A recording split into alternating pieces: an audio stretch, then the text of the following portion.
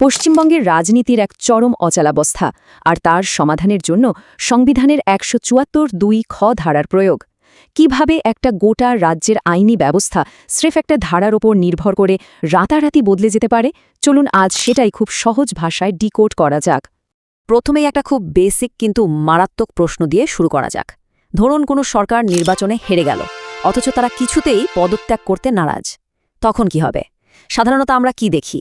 সংখ্যাগরিষ্ঠতা হারালে মুখ্যমন্ত্রী নিজে থেকেই সোজা রাজভবনে যান আর পদত্যাগপত্র জমা দেন, তাই তো? এটাই তো সাধারণ নিয়ম, গণতান্ত্রিক শিষ্টাচার। কিন্তু একবার ভাবুন তো, যদি জনমত পুরোপুরি বিপক্ষে যাওয়ার পরেও মুখ্যমন্ত্রী গদি ছাড়তে অস্বীকার করেন। ঠিক এই টানটান উত্তেজনার জায়গা থেকে আমাদের আজকের এই হাই ভোল্টেজ সিনারিওটা শুরু। এমন একটা পরিস্থিতি যেখানে সাধারণ কোনো নিয়মকানুন দিয়ে আর কিচ্ছু কন্ট্রোল করা যায় না। তো আজকের এই আলোচনায় আমরা মূলত ৬টা বিষয়ে কভার করব। ১ নম্বর, অচলাবস্থা বা ডেডলক। ২, রাজ্যপালের বিশেষ ক্ষমতা। ৩, ধারা ১৭৪-এর প্রয়োগ।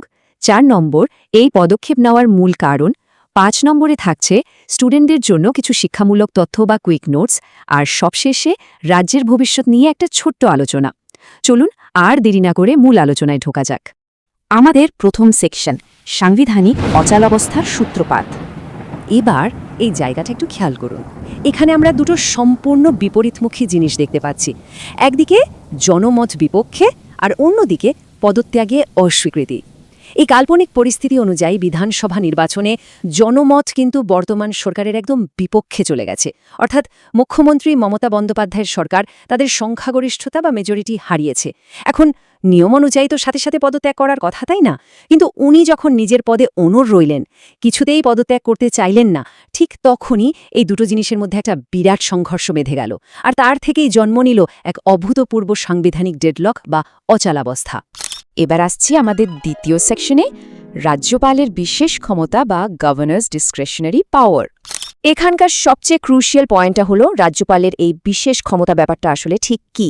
সংবিধানে রাজ্যপালকে এমন কিছু ক্ষমতা দেওয়া হয়েছে যার সাহায্যে তিনি সম্পূর্ণ স্বাধীনভাবে সিদ্ধান্ত নিতে পারেন।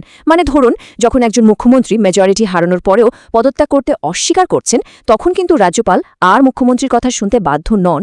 এইরকম এক্সট্রাঅর্ডিনারি সিচুয়েশনে সংকট কাটানোর জন্য রাজ্যপাল নিজের বিচার বুদ্ধি বা ডিসক্রিশন অ্যাপ্লাই করে স্টেপ নিতে পারেন।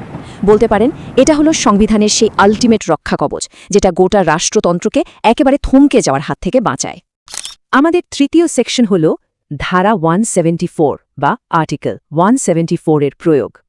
এই স্লাইডটা কিন্তু এই পুরো ঘটনার একটা টার্নিং পয়েন্ট। এখানে আমরা দেখছি ৬ মে ২০২৬-এর একটা অফিসিয়াল গেজেট নোটিফিকেশন, যেখানে পশ্চিমবঙ্গের রাজ্যপাল আর.এন. রবি একটা চূড়ান্ত এবং অত্যন্ত জোরালো পদক্ষেপ নিচ্ছেন।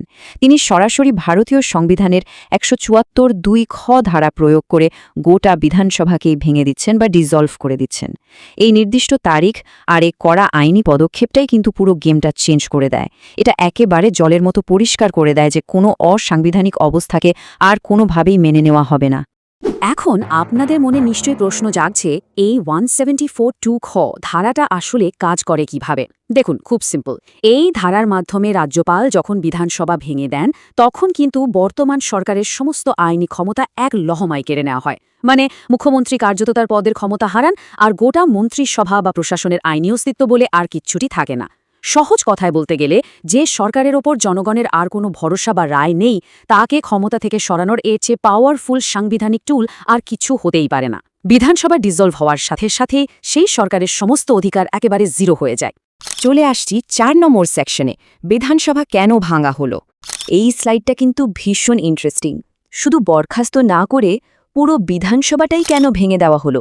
এর পেছনে মূলত ৩টে বড় কারণ আছে। প্রথমত, ব্রেকিং দ্য ডেডলক বা অচলাবস্থা দূর করা। ওই যে মুখ্যমন্ত্রী পদত্যাগ না করায় যে জট পেকেছিল, সেটা তো কাটানো দরকার। দ্বিতীয়ত, নতুন নির্বাচনের সুযোগ তৈরি করা। বিধানসভা একবার ভেঙে দিলে পুরনো সরকারের চ্যাপ্টার ক্লোজ। তখন হয় নতুন কোনো দল সরকার গড়বে, নয়তো রাজ্যে ফ্রেশ ইলেকশন বা নতুন নির্বাচনের রাস্তা খুলে যাবে। আর ৩ নম্বর হল সাংবিধানিক বাধ্যবাধকতা পালন। সংবিধানের রক্ষক হিসেবে রাজ্যপাল আর.এন. রবি তো চুপ করে বসে থাকতে পারেন না, তাই না? কোনো অসাংবিধানিক সরকার যাতে গায়ের জোরে ক্ষমতায় টিকে থাকতে না পারে, সেটা নিশ্চিত করতেই এই চরম পদক্ষেপ। এবার সেকশন 5, ছাত্রছাত্রীদের জন্য কিছু ভীষণ গুরুত্বপূর্ণ তথ্য। যারা লিগ্যাল স্টাডিজ বা রাষ্ট্রবিজ্ঞান নিয়ে পড়াশোনা করছেন তাদের জন্য এই ছকটা একেবারে পারফেক্ট। এখানে আমরা 3টে সাংবিধানিক টার্ম খুব সুন্দর করে সাজিয়ে দিয়েছি। প্রথমে দেখুন আর্টিকেল 174(2)(b) বা ধারা 174(2) খ। সোজা কথায় একার রাজ্যপালের হাতে থাকা সেই ব্রহ্মাস্ত্র যা দিয়ে তিনি বিধানসভা ভঙ্গ করতে পারেন। দ্বিতীয় টার্মটা হলো ডিসক্রেশন বা বিশেষ ক্ষমতা। এর মানে হলো মুখ্যমন্ত্রীর কোনোরকম পরামর্শ ছাড়াই স্বাধীনভাবে সিদ্ধান্ত নেওয়ার অধিকার। আর লাস্ট হলো এর ইম্প্যাক্ট বা প্রভাব, লস অফ ক্যাবিনেট পাওয়ার। মানে এই ধারা প্রয়োগ হওয়ার সাথে সাথেই বর্তমান মন্ত্রিসভা তাদের সমস্ত প্রশাসনিক আর আইনি ক্ষমতা পুরোপুরি হারিয়ে ফেলে। ব্যাস, গেম ওভার। এবং সব শেষে আমাদের ৬ নম্বর সেকশন, রাজ্যের ভবিষ্যৎ কি। এতক্ষণ তো আমরা দেখলাম কিভাবে একটা সরকার ক্ষমতা হারালো, কিন্তু এর পরে কি? রাজ্যের ভবিষ্যৎ কোন দিকে এগোবে? একটা বিরাট প্রশ্নচিহ্ন কিন্তু থেকেই যাচ্ছে। এরপর কি রাজ্যে রাষ্ট্রপতির শাসন জারি হবে, নাকি নতুন কোনো সরকার এসে শপথ নেবে? এই হাইপোথেটিক্যাল কিন্তু আদ্যোপান্ত আইনি পরিস্থিতিটা আমাদের সত্যি ভাবতে বাধ্য করে। সংবিধানের এই দিকগুলো কতটা গভীর হতে পারে, তাই না? আপনাদের কি মনে হয় এরপর সম্ভাব্য পদক্ষেপ কি হওয়া উচিত? এই প্রশ্নটা আপনাদের জন্যই ছেড়ে দিলাম। আজকের এই বিশ্লেষণে আমাদের সাথে থাকার জন্য অসংখ্য ধন্যবাদ।